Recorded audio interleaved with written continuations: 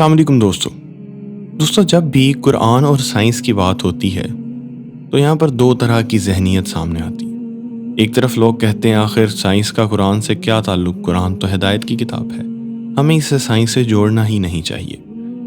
और दूसरी तरफ कुछ लोग कुरान को साइंस से साबित करने की कोशिश में लगे रहते हैं, जबकि मेरे ख्याल से ये दोनों बातें ही दुरुस्त नहीं हैं। क्योंकि मेरे ख्याल में कुरान पाक में ऐसी बहुत ज़्यादा आयात हैं जो सीधा सीधा साइंस से रिलेटेड हैं, ऐसी बातों से रिलेटेड हैं जो कि आज फैक्ट्स बन चुकी हैं और एक ऐसे इल्म से रिलेटेड हैं जिसे आज हमने साइंस का नाम दिया हुआ है। जबकि दूसरी तरफ जो लोग कुरान को साइंस से साबित करना चाहते हैं उन्हें ये सोचना चाहिए कि साइंस तो खुद सीखने के मराहिल में हर वक्त रहती है। जैसे जैसे साइंस में तरक्की होती जाती है, साइंस को अपनी पिछली कई बातों को रद्द करना पड़ता है। और साइंस में बहुत सी बातें तो सिर्फ थ्योरी पर बेस करती हैं और थ्योरी से फैक्ट का सफ़र करने के लिए बहुत से साल लग जाते हैं और कई बार तो वो थ्योरी ही रह जाती है। मगर कुरान पाक में ऐसा बिल्कुल भी नहीं है। मगर जब भी मेरे जहन में कुरान और साइंस की बात आती है तो मुझे यहूदियों के वो 3 सवालात याद आते हैं। शायद वो सवालात आपने पहले भी सुन रखे हों, मगर वो सवालात इस दुनिया के कम और इस दुनिया से बाहर के ज़्यादा मालूम होते हैं। जब कुरैश को ये पता चला कि नबी करीम सल्लल्लाहु अलैहि वसल्लम उसी दीन इब्राहीमी की तरफ बुला रहे हैं जिस पर वो खुद भी हैं, और इसी तरह से कुफार मक्का ने इसी तरह की बहुत सी बातें यहूदियों से भी सुन रखी थी। कुरैश का यहूदियों के साथ काफ़ी पुराना ताल्लुक़ था जो कि तिजारत की वजह से जुड़ा हुआ था। तिजारत के दौरान वो यहूदियों से बहुत सी बातें भी सुन लिया करते थे जो कि शायद जब उन्होंने नबी करीम सल्लल्लाहु अलैहि वसल्लम से उसी तरह की बातें सुनी तो उन्होंने जाकर ये तमाम किस्सा यहूदियों को बताया। चूँकि कुरैशियों ने यहूद से बनी इसराइल के अंबिया के बारे में सुन रखा था और उन्हीं अंबिया के बारे में नबी करीम सल्लल्लाहु अलैहि वसल्लम भी जिक्र फरमाते थे, तो उन्होंने सोचा क्यों ना यहूदियों से ही इसका जवाब लिया जाए, चूँकि यहूदी भी अपने आप को अहले किताब कहते हैं। चूँकि हम सब जानते हैं क्योंकि कुरैश के पास कोई भी किताब मौजूद नहीं थी, उन्होंने खुद साख्ता ही एक दीन बना लिया था और कुछ कवानीन बना लिए थे जिस पर वो बरसों से अमल करते आ रहे थे। और क्योंकि यहूदियों के पास किताब मौजूद थी इसलिए वो यहूदियों को अहले किताब मानते थे और उनसे उसी तरह के किस्से उन्होंने सुन रखे थे जो नबी करीम सल्लल्लाहु अलैहि वसल्लम ने अपनी दावत के दौरान कुरैशियों के सामने रखे। अब जब कुरैश ने यहूदियों को ये बताया कि एक आदमी जो कि ख़ुद को अल्लाह का रसूल कहता है और वो उसी तरह की बातें बताता है जो कि हमने तुमसे सुन रखी थी, तो यहूदियों ने कुरैशियों के साथ नबी करीम सल्लल्लाहु अलैहि वसल्लम के लिए 3 सवालात भेजे जो कि इंतहाई अहम सवालात थे, क्योंकि उन तीनों सवालों का ताल्लुक़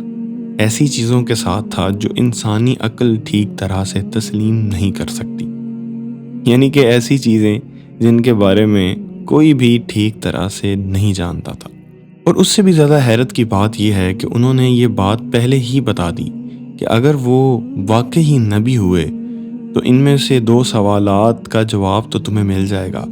मगर एक सवाल का जवाब तुम्हें डिटेल में कभी भी नहीं मिलेगा। और वो सवाल जिसके बारे में उन्होंने पहले ही ये बता दिया था कि तुम्हें इसका जवाब नहीं मिलेगा अगर वो अल्लाह के सच्चे नबी हुए, ये सवाल था रूह का, जिसका जवाब अल्लाह ताला ने सूरह इसरा में यानी कि सूरह बनी इसराइल में दिया कि ऐ नबी सल्लल्लाहु अलैहि वसल्लम, ये तुमसे रूह का सवाल करते हैं तो इन्हें बताओ कि रूह तो अल्लाह का हुक्म है और तुम्हें बहुत ही कम इल्म दिया गया है। जबकि यहाँ पर समझाया भी जा सकता था कि रूह असल में क्या होती है, मगर यहूदी भी ये बात पहले से जानते थे कि रूह एक ऐसा कॉन्सेप्ट है जिसको ह्यूमन माइंड तस्लीम नहीं कर सकता। ये एक ऐसी सच्चाई, एक ऐसी हकीकत है जिसे इंसानी अक्ल तस्लीम कर ही नहीं सकती, इसे समझ ही नहीं सकती। रूह का कॉन्सेप्ट तब से चला आ रहा है जब से इंसानियत चली आ रही है, और बहुत पुराने मुआशरों में भी कोई रूह को ज़िंदगी का दूसरा नाम कहता था, कोई इसे सांस या फूंक कहता था, और कुछ माशरों में इसे एनिमा के नाम से जाना जाता था, जिसके लिए आज हम एनिमेट का वर्ड भी यूज़ करते हैं, यानी कि किसी ना हरकत करने वाली चीज़ को हरकत दे देना। मगर फिर भी रूह का असल कॉन्सेप्ट कोई भी ठीक तरह से कभी बयान कर ही नहीं सका। جبکہ ارسطو کا یہ کہنا تھا کہ دنیا کی ہر چیز میں روح موجود ہے، خواہ وہ پودے ہوں یا کوئی بھی جانور، ان میں روح موجود ہوتی ہے، مگر یہ صرف انسان کی روح ہے جو صحیح اور غلط میں فیصلہ کر سکتی ہے۔ یہ بات سننے میں باقی باتوں سے صحیح لگتی ہے، کیونکہ نبی کریم صلی اللہ علیہ وسلم نے فرمایا تھا کسی بھی ذی روح کو تکلیف مت دو، مگر روح کے ساتھ ایک اور چیز بھی تو انسان کو دی گئی ہے، اسے نفس کہتے ہیں۔ نفس اگر نہ ہوتا تو شاید ہم دنیا میں رہ ہی نہ پاتے۔ یہ میں آپ کو کیوں کہہ رہا ہوں؟ نفس جس کے بارے میں اللہ تعالیٰ سورہ شمس میں فرماتے ہیں، اور قسم ہے نفس انسانی کی جسے میں نے بالکل ٹھیک بنایا، پھر الہام کر دی اس پر بدی اور اس کی پرہیزگاری، یعنی کہ خیر اور شر کی آگاہی اسی نفس کے اندر رکھ دی،